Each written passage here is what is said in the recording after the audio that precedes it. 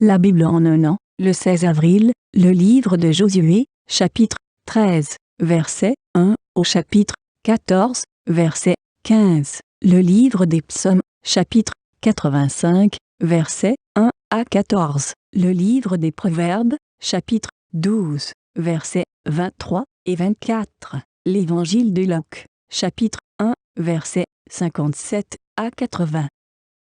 Josué, chapitre 13. Josué était vieux, avancé en âge. L'Éternel lui dit alors, « Tu es devenu vieux, tu es avancé en âge, et le pays qui te reste à soumettre est très grand.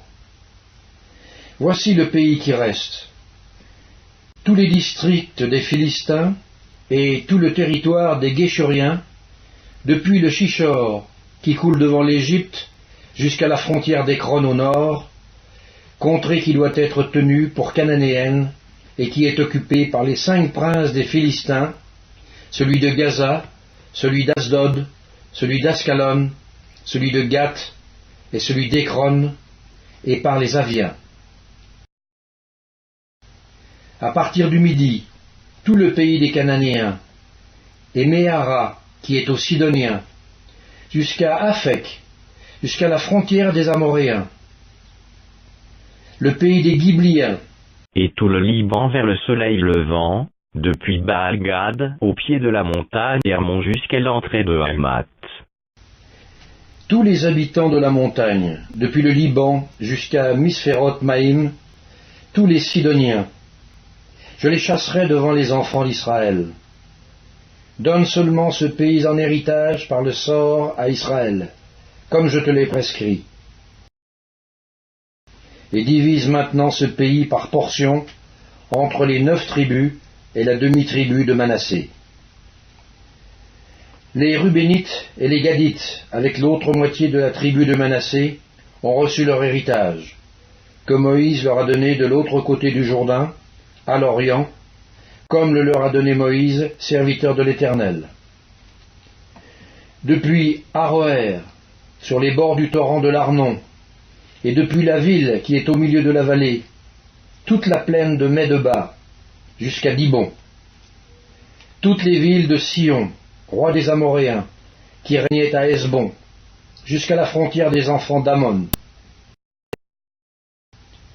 Galad, le territoire des Guéchuriens et des Maacathiens, toute la montagne d'Hermon et tout Basan jusqu'à Salca, tout le royaume d'Og en Basan, qui régnait à Ashtaroth et à Édrei, et qui était le seul reste des Réphaïm. Moïse bâtit ses rois et les chassa. Mais les enfants d'Israël ne chassèrent point les Guéchuriens et les Maacathiens, qui ont habité au milieu d'Israël jusqu'à ce jour. La tribu de Lévi fut la seule à laquelle Moïse ne donna point d'héritage. Les sacrifices consumés par le feu devant l'Éternel, le Dieu d'Israël, tel fut son héritage, comme il le lui avait dit. Moïse avait donné à la tribu des fils de Ruben une part selon leur famille. Ils eurent pour territoire, à partir d'Aroër, sur les bords du torrent de l'Arnon, et de la ville qui est au milieu de la vallée, toute la plaine près de Medeba, Hesbon, et toutes ces villes dans la plaine, Dibon, Bamoth-Baal, Beth-Baal-Méon, Jahats, Kédémoth, Méphat, Kirjataïm, Sibma, Tseret Hachachar, sur la montagne de la vallée, Beth-Péor, les coteaux du Pisga, Beth-Jéchimoth, toutes les villes de la plaine et tout le royaume de Sion, roi des Amoréens, qui régnait à Hesbon. Moïse l'avait battu, lui et les princes de Madian, Évi, Rékem, Tsour, Our et Réba, princes qui relevaient de Sion et qui habitaient dans le pays. Parmi ceux que tuèrent les enfants d'Israël, ils avaient aussi fait périr avec l'épée le devin Balaam, fils de Béor. Le Jourdain servait de limite au territoire des fils de Ruben. Voilà l'héritage des fils de Ruben selon leur famille, les villes et leurs villages.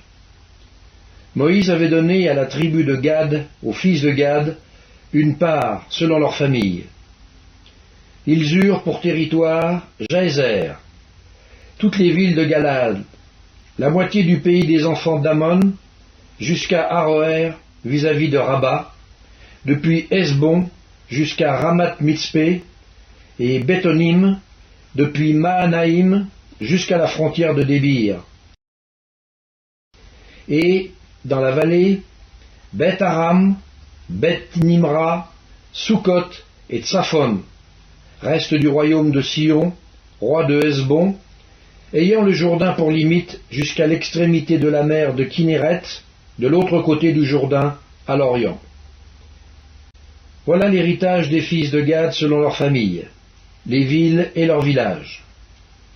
Moïse avait donné à la demi-tribu de Manassé, aux fils de Manassé, une part selon leur famille. Ils eurent pour territoire, à partir de Maat-Naïm, tout Basan, tout le royaume d'Og, roi de Basan, et tous les bourgs de Jaïr en Basan, 60 villes. La moitié de Galad, Ashtaroth et Edrei, villes du royaume d'Ogen Basan, échurent aux fils de Makir, fils de Manassé, à la moitié des fils de Makir, selon leur famille. Telles sont les parts que fit Moïse lorsqu'il était dans les plaines de Moab, de l'autre côté du Jourdain, vis-à-vis de Jéricho, à l'Orient. Moïse ne donna point d'héritage à la tribu de Lévi. L'Éternel, le Dieu d'Israël, tel fut son héritage, comme il le lui avait dit. Josué, chapitre 14. Voici ce que les enfants d'Israël reçurent en héritage dans le pays de Canaan, ce que partagèrent entre eux le sacrificateur Éléazar, Josué, fils de Nun, et les chefs de famille des tribus des enfants d'Israël. Le partage eut lieu d'après le sort, comme l'Éternel l'avait ordonné par Moïse, pour les 9 tribus et pour la demi-tribu. Car Moïse avait donné un héritage aux 2 tribus et à la demi-tribu de l'autre côté du Jourdain. Mais il n'avait point donné aux Lévites d'héritage parmi eux. Les fils de Joseph formaient 2 tribus, Manassé et Éphraïm. Et l'on ne donna point de part aux Lévites dans le pays, si ce n'est des villes pour habitation, et les banlieues pour leurs troupeaux et pour leurs biens. Les enfants d'Israël se conformèrent aux ordres que l'Éternel avait donnés à Moïse, et ils partagèrent le pays. Les fils de Juda s'approchèrent de Josué à Gilgal. Et Caleb, fils de Jéphuné, le Kénizien, lui dit : Tu sais ce que l'Éternel a déclaré à Moïse, homme de Dieu, au sujet de moi et au sujet de toi, à Kadesh-Barnéa. J'étais âgé de 40 ans lorsque Moïse, serviteur de l'Éternel, m'envoya de Kadesh-Barnéa pour explorer le pays. Et je lui fis un rapport avec droiture de cœur. Mes frères qui étaient montés avec moi découragèrent le peuple. Mais moi, je suivis pleinement la voie de l'Éternel, mon Dieu. Et ce jour-là, Moïse jura en disant : Le pays que ton pied a foulé sera ton héritage à perpétuité, pour toi et pour tes enfants, parce que tu as pleinement suivi la voie de l'Éternel, mon Dieu. Maintenant, voici, l'Éternel m'a fait vivre comme il l'a dit. Il y a 45 ans que l'Éternel parlait ainsi à Moïse, lorsqu'Israël marchait dans le désert. Et maintenant, voici, je suis âgé aujourd'hui de 85 ans. Je suis encore vigoureux, comme au jour où Moïse m'envoya. J'ai autant de force que j'en avais alors, soit pour combattre, soit pour sortir et pour entrer. Donne-moi donc cette montagne dont l'Éternel a parlé dans ce temps-là, car tu as appris alors qu'il s'y trouve des Anakim, et qu'il y a des villes grandes et fortifiées. L'Éternel sera peut-être avec moi, et je les chasserai, comme l'Éternel a dit. Josué bénit Caleb, fils de Jéphuné, et il lui donna Hébron pour héritage. C'est ainsi que Caleb, fils de Jéphuné, le Kénizien, a eu jusqu'à ce jour Hébron pour héritage, parce qu'il avait pleinement suivi la voie de l'Éternel, le Dieu d'Israël. Hébron s'appelait autrefois Kirjat Arba, Arba avait été l'homme le plus grand parmi les Anakim. Le pays fut dès lors en repos et sans guerre. Psaume 85, au chef des chantres, des fils de Corée, psaume. Tu as été favorable à ton pays, ô Éternel, tu as ramené les captifs de Jacob, tu as pardonné l'iniquité de ton peuple, tu as couvert tous ses péchés. Tu as retiré toute ta fureur, tu es revenu de l'ardeur de ta colère. Rétablis-nous, Dieu de notre salut, cesse ton indignation contre nous. T'irriteras-tu contre nous à jamais? Prolongeras-tu ta colère éternellement?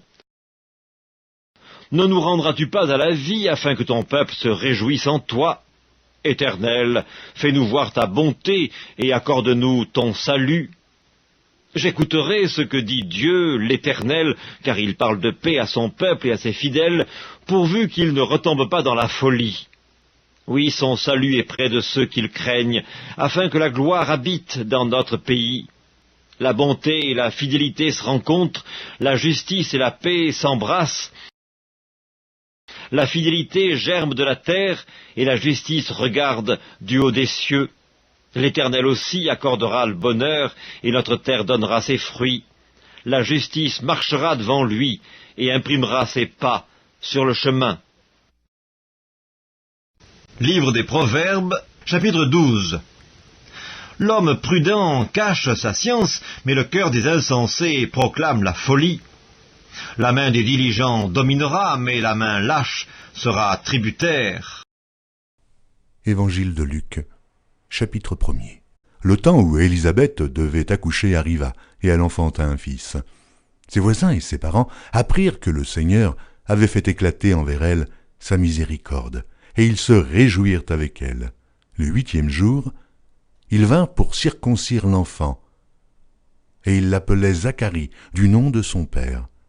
Mais sa mère prit la parole et dit « Non, il sera appelé Jean. » Ils lui dirent « Il n'y a dans ta parenté personne qui soit appelé de ce nom. » Et ils firent des signes à son père pour savoir comment il voulait qu'on l'appelle. Zacharie demanda des tablettes et il écrivit « Jean est son nom. » Et tous furent dans l'étonnement.